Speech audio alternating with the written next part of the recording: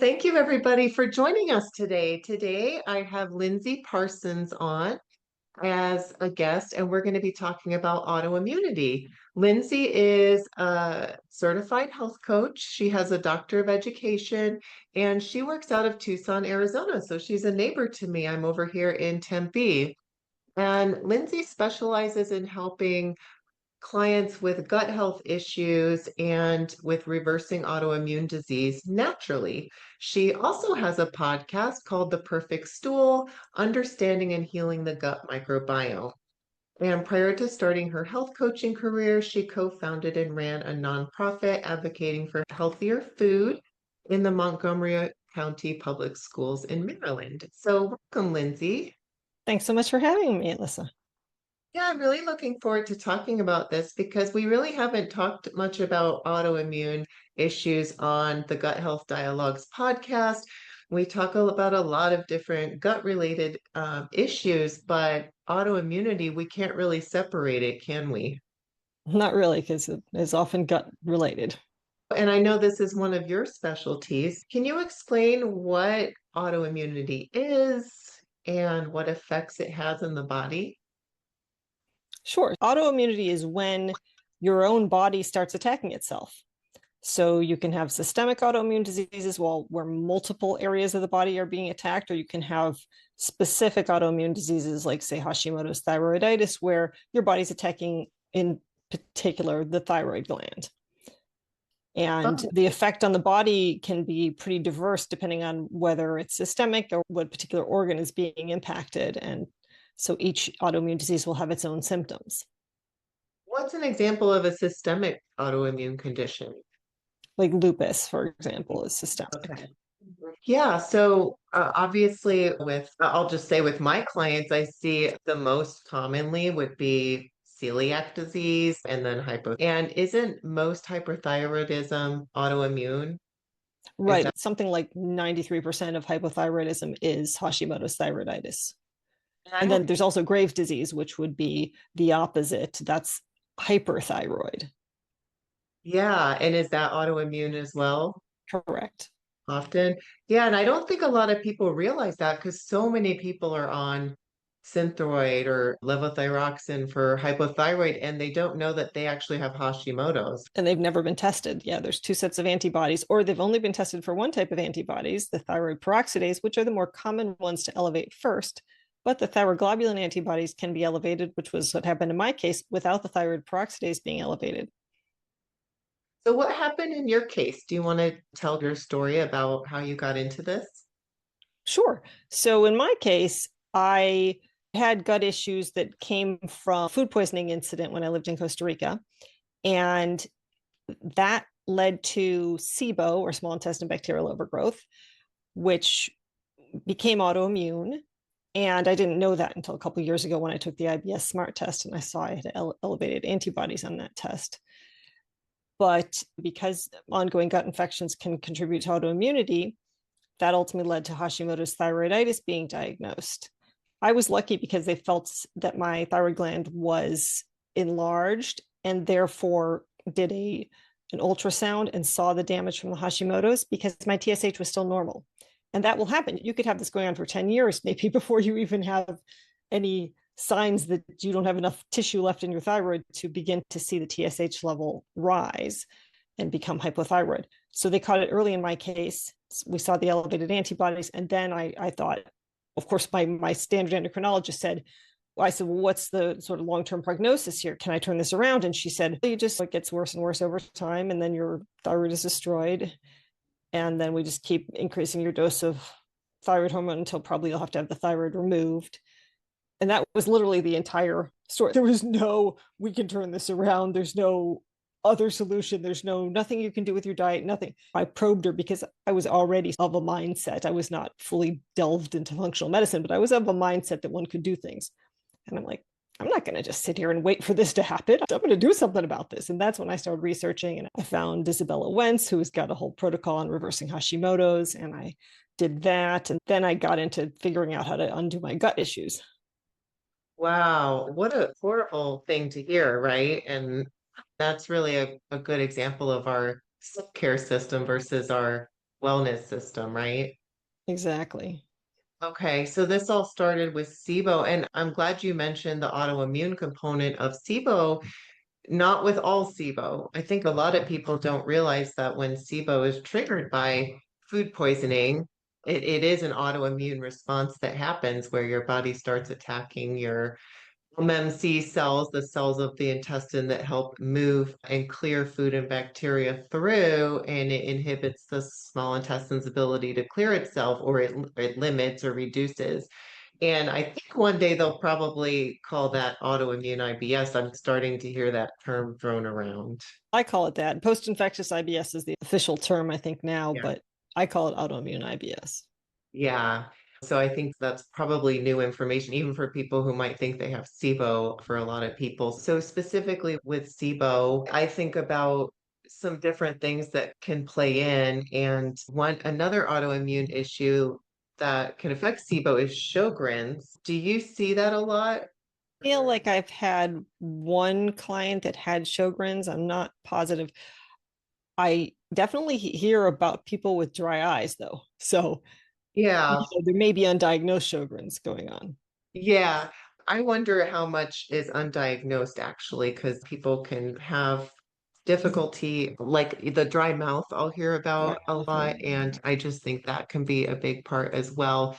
So let's move on and talk about how does gut health play into autoimmune disease? Can you talk about that cycle a little bit?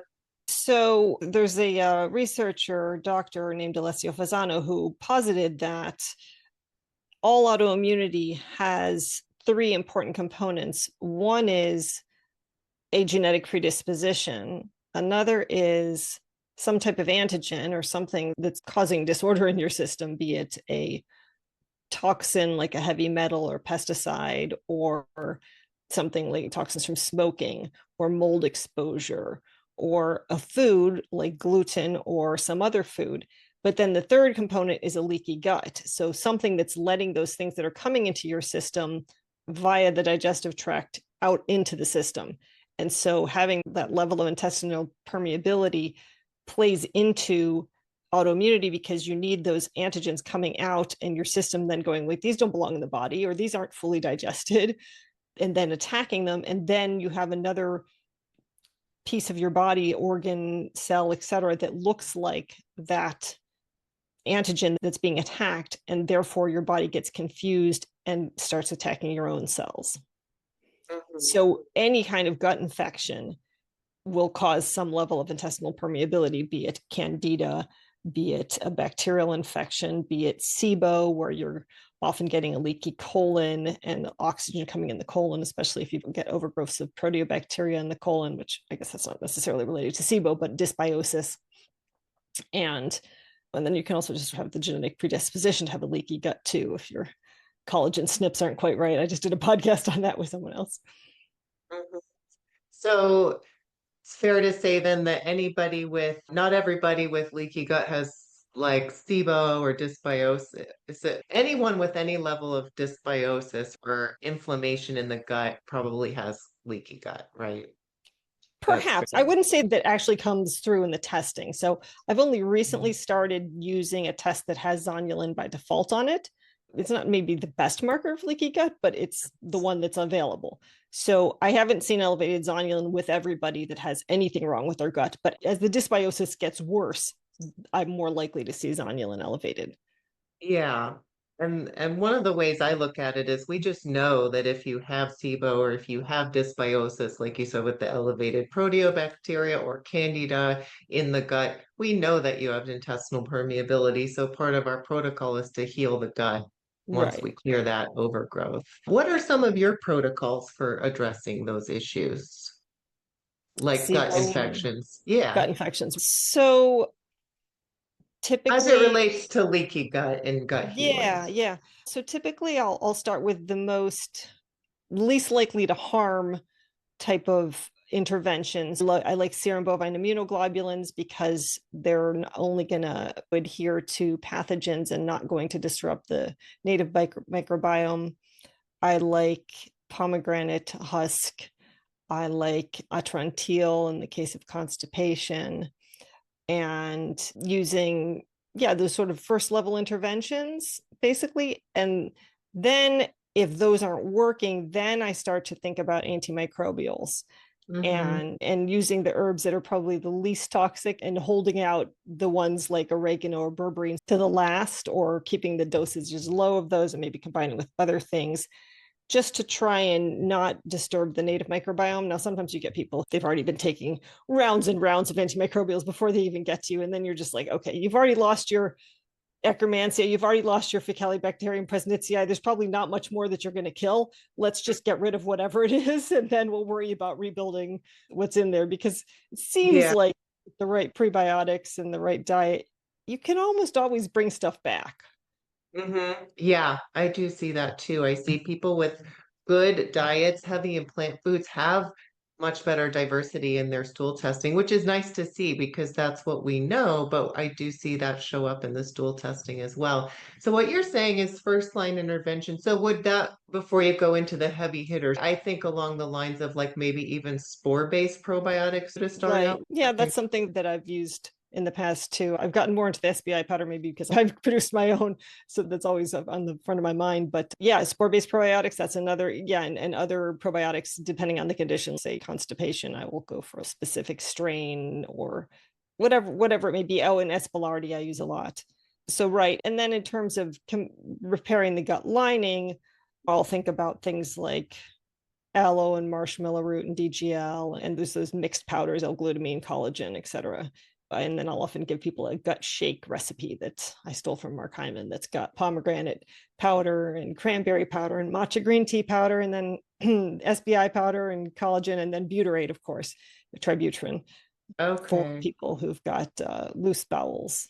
And Oh yeah. So those yeah, are a lot of like exciting ingredients, right? Because the pomegranate and the green tea, they have the dual effect of antioxidant activity, but they also have a gentle prebiotic effect. They feed right, good the bacteria. polyphenols.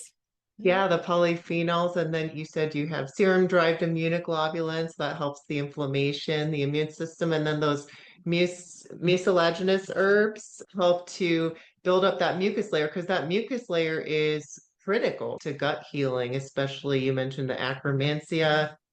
Do you want to talk a little bit more about that? Because I love the mucus layer. I think it's such an okay, well, interesting. So yeah. yeah, especially when you think about the colon. So you've got Akkermansia, which lives in that mucus layer, that mucin layer, and it eats it, and it keeps it healthy. So it keeps it refreshing. It doesn't eat it as in like burrow in your in a good way. It eats it, and so it's one of the keystone Akkermansia muciniphila.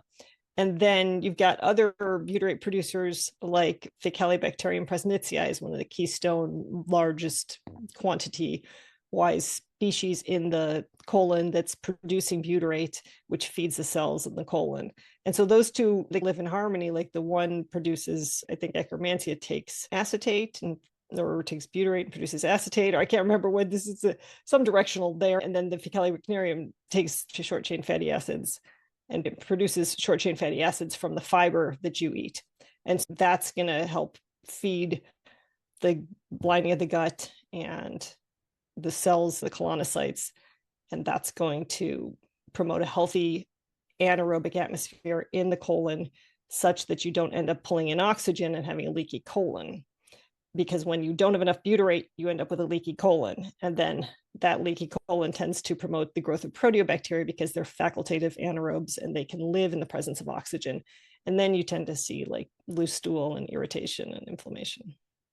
Wow, yeah. The way I look at it too, it's like the housing for the microbiome, right? That mucus layer is robust and it's where the microbiome is housed. And then when there's inflammation in the gut, I picture it as pulling styrofoam out of insulation or there's holes in it and it's compromised. And then that's when anything can pass through, right? Like bacteria, toxins, food particles.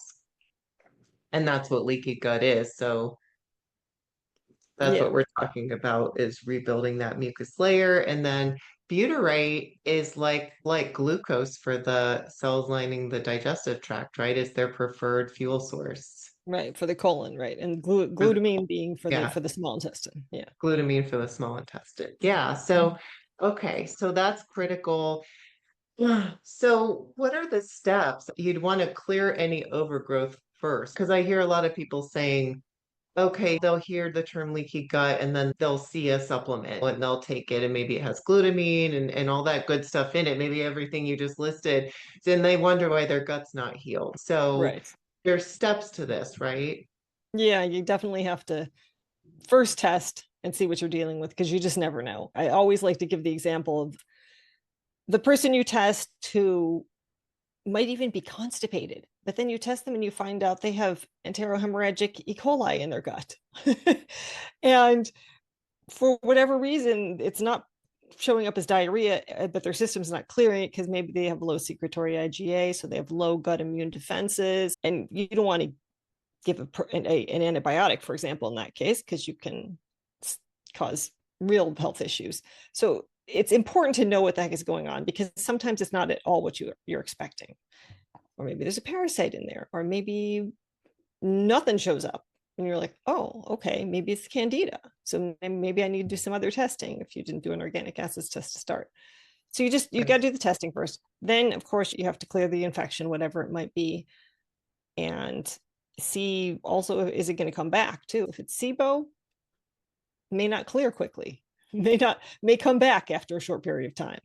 Bloating may never go away. You may have to just keep hitting it. It may not go away with one round of antimicrobials if they're starting, especially I find with EMO, with intestinal methanogen overgrowth, you start with a really high level of methane. Sometimes it takes multiple rounds of antimicrobials to bring that down. Yeah, absolutely. And so people will say, oh, I already took the antibiotic, it didn't work. And it's because the doctor's only going to be able to prescribe one, maybe two rounds of prescription, but you don't want to just keep taking antibiotics. So, yeah, you're right. When I see like those, I don't know what you've seen, but I've those really high intestinal methanogen overgrowth, like 80s or over 100. Yeah. That can take a few months to get rid of, right? And you want to have a good comprehensive plan in place. So what you're saying is don't just go based on symptoms. You might have constipation, but the gut is so complex. There could be multiple things going on that are working against each other. And really, it's like a fingerprint. No two people are alike. So testing, and you do stool testing, organic acid testing, And sometimes testing. breath testing, sometimes use the food Mhm. marble, sometimes the Trio Smart if I suspect hydrogen sulfide, although I keep getting back invalid responses on a number of the breath, Yeah, tests on that. And it's becoming to the point where you're like, I don't even know if I can trust the results. So I'm almost more inclined, just get them the food marble. They can test and retest. If it comes out zero on everything, assume maybe it's hydrogen sulfide if the symptoms match. the food marble. Yeah. So the food marble, it's at home SIBO test Yeah. people can do, and it's designed specifically originally for testing different foods and how they respond, but you can also use it as a SIBO test. I actually haven't used it with clients. I know basically what I just told you. I know what it is, but haven't used it. But I agree with you on the Trio Smart. I see it a lot because the docs that I work with are starting to use it. And I don't mind that because at least they're SIBO testing, Yeah. but it's not my favorite either because I can just tell that the patterns aren't what I'm used to. So I'm still using the just standard hydrogen methane 3 hour Genova. It's my Mhm. go-to. So yeah, okay. So let's shift gears a little bit. What are some of the early signs and symptoms that might indicate somebody has autoimmune issues? So fatigue, joint pain, that's a big one, especially thinking about rheumatoid arthritis or reactive arthritis. Skin problems like rashes and sores, dry or scaly skin, or like a red or butterfly shaped rash on the cheeks and nose. Fever that comes and goes, like a low grade fever. Weight loss, like unintentional weight loss. Weakness in your muscles, progressive like loss of muscle strength, swollen glands, digestive issues, obviously, especially if you're talking about inflammatory bowel disease. You could see bloody stool, mucus in the stool, diarrhea, or abdominal pain, dry mouth or dry eyes, brittle hair or hair loss.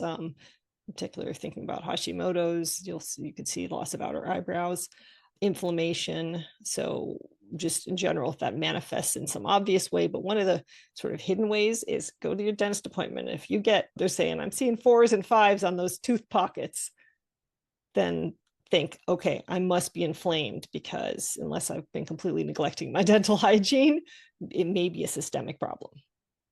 Hmm. Interesting. Yeah, and we have a whole oral microbiome, right? In Of addition to course. our intestinal microbiome. Indeed, indeed. So both can be out of whack.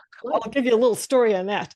So Okay. I've done some metagenomic sequencings of my gut, and I did one that showed that I had a couple of really bad microbes. Everybody has the Porphyromonas gingivalis, the one that causes cavities and such and plaque. But I also had this Fusobacterium nucleatum, which is connected with all sorts of bad things like heart disease and pancreatic cancer and everything else. And so I was a little bit concerned. And often it's coming from the mouth. That's usually where it starts. So I got some of that dental side and stuff. And I went to a dentist appointment. And for the first time in my life, they were like, I see a 6 in a pocket, 5, 4. And they were seeing like a lot worse inflammation. And then otherwise, Hmm. mostly like 3s and 4s. And then, yeah, some 5s and 6s. And I was like, this is a total first for me. So, number one, I have autoimmune SIBO or autoimmune IBS, whatever. So I have brought that under control. But I also been using this dental side and rinse. So I went back for a dentist appointment like 2 days ago, Mhm. and she said, your gums look perfect. And as she's going, she's like checking them. She's like, this is perfect. This is amazing. I've never seen, it's been 3 months since I've seen a mouth this good. And I said, oh, so no 4s? She's like, barely even any 3s, mostly 1s and 2s. Oh, awesome. I Wow. know. Oh, that's a And great she said, testimony. what are you using? And she wanted me to write down the name of it. Uh-huh. That's a great testimony for dental siding, which is a wonderful product by Microbiome Labs that I also use every day By because biocidin, not by microbiome labs. oh, okay. Thank you so much. That is correct. Yeah. So, at dental sidin by biocidin. Yeah, that's such a cool story because, yeah, I really love it. I find that it helps. So, did you have bleeding gums as well too, or was it just the test? It was just that. Oh, and I did a subsequent microbiome metagenomic sequencing, and I no longer had either Oh, of wow. those Oh, bugs showing wow. up in my, Great. yeah.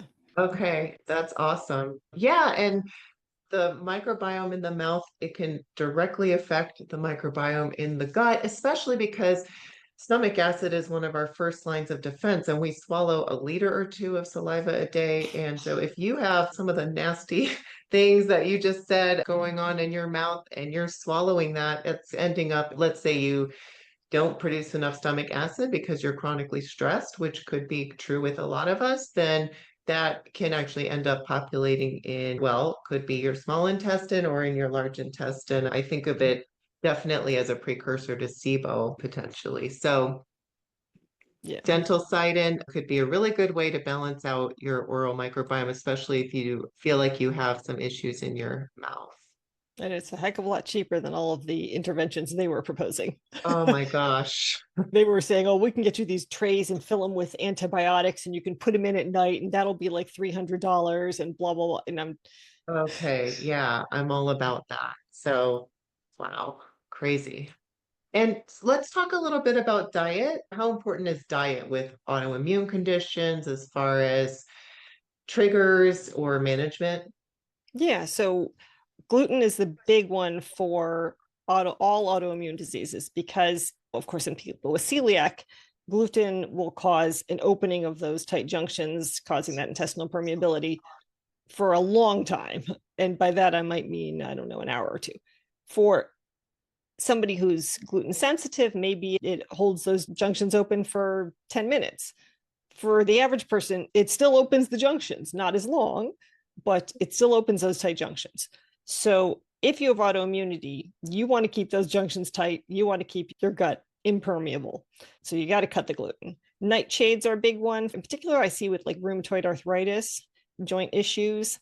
And sugar, of course, is a big one, especially if you have candida, because that just feeds the candida and then they form those hyphae and they can cut through your walls of your intestines and send their little tails out.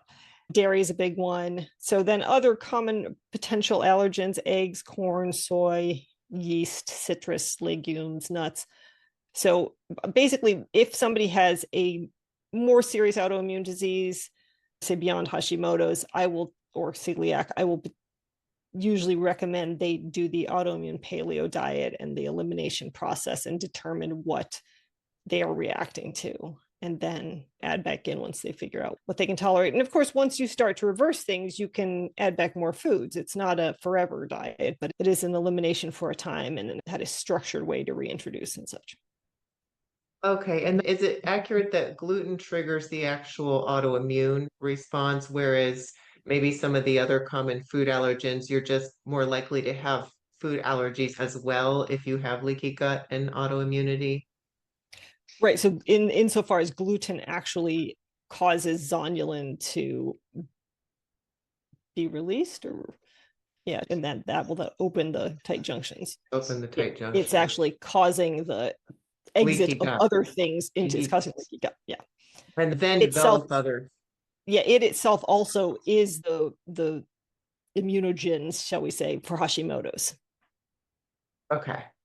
Okay. And then some of the other triggers are maybe not by the same mechanism, but you just have a higher propensity for allergies and intolerances when you have Well, autoimmune they issues. And it often is proteins, and the proteins are bigger and they take longer to break down.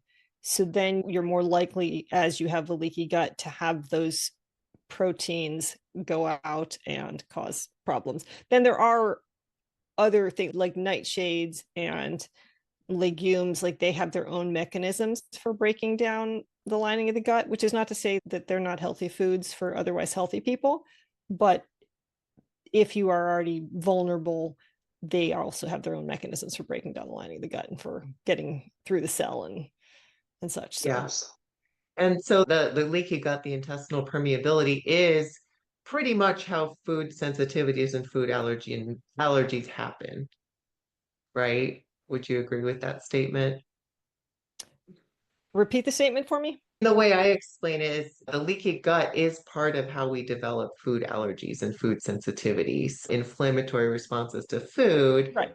Right. because that's how they get into the bloodstream where the immune system says, hey, what's this? It develops an antibody. So I think a lot of people could have food allergies and maybe not realize that they have leaky gut. I assume anybody who's got food sensitivities or autoimmunity. Mhm. And how does stress play in or emotional well-being? So there was actually a study in 2018 that found a significantly higher risk of autoimmunity in people who had been diagnosed with a previous stress related disorder. So something like PTSD. It was something like a 30% higher risk. So stress is really important because it uses up a lot of resources in the body, and then things start breaking down. And also, there was another study that showed that people with 2 or more adverse childhood events, or ACEs, are at a higher risk of being hospitalized for an autoimmune disease. So it's something like a 70% increased risk of hospitalizations for certain types of autoimmunity, 80% for another, and for rheumatic diseases, 100% increased risk. So the kinds of trauma that happen even in childhood that can cause you to have high stress response for the rest of your life, and that elevated cortisol just starts to break down the body over time. Mhm. Yeah, absolutely. Yeah, I definitely see that with my clients as well. And if you had to say overall, what is a good protocol that you find to be helpful for autoimmunity? So the gut and the diet components we've talked about, healing any gut infections, and try doing the autoimmune paleo diet. Then I think you got to make sure that you've got your nutrients in line. You got to make sure there's no deficiencies there. Vitamin D is super important. Omega-3 fatty acids are super important. And then there's other nutrients that are also pretty relevant, like zinc and selenium, particularly in Hashimoto's, vitamin C. And then, of course, you've got, your liver functioning, or things clearing through NAC or glutathione. And then, of course, you have to have magnesium if you're taking those.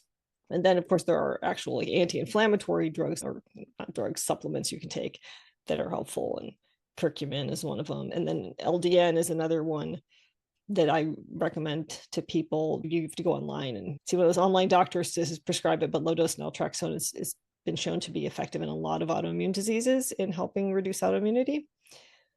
So those are some nutrients that are important. And then, of course, just the basics of health in terms of getting sunlight, making sure you're on some sort of a reasonable circadian rhythm of rising more or less when the sun rises, going to bed not too far after it sets, not staying up till 2, 3 in the morning and sleeping until 11 or 12. Exercise, getting enough sleep in terms of number of hours, I would say at least 7, having positive social interactions and relationships, and then doing some kind of stress reduction techniques like meditation or yoga or mindfulness or breath work, avoiding alcohol and recreational drugs. Those put a real burden on the liver. So you don't want to burden your liver when it's already trying to deal with everything else you're dealing with. And it may be that there's a toxin in your life. It may be if you do all those pieces and something's still not quite right, then you need to look further. Is there mold? Are there heavy metals? Are there pesticides? What else is going on in the body? But I usually find that if you have the liver detox functioning well, if you have that system dialed in, that the toxins go down, because the liver is designed to take care of that by itself. Like the kidney and the livers are meant to filter out the blood and filter the urine and clear out all the toxins if you just give them the nutrients they need to do that. Okay. And what are some of your favorite ways to support the liver in that? Yeah, so I usually by default I like NAC, and I actually just recorded a podcast with Dr. Patel, I believe, from Aura Wellness, who developed a glutathione spray, which it's not cheap, but I'll tell you what, it's probably the only truly effective way of getting glutathione in as glutathione and not broken down into its component parts and then reassembled.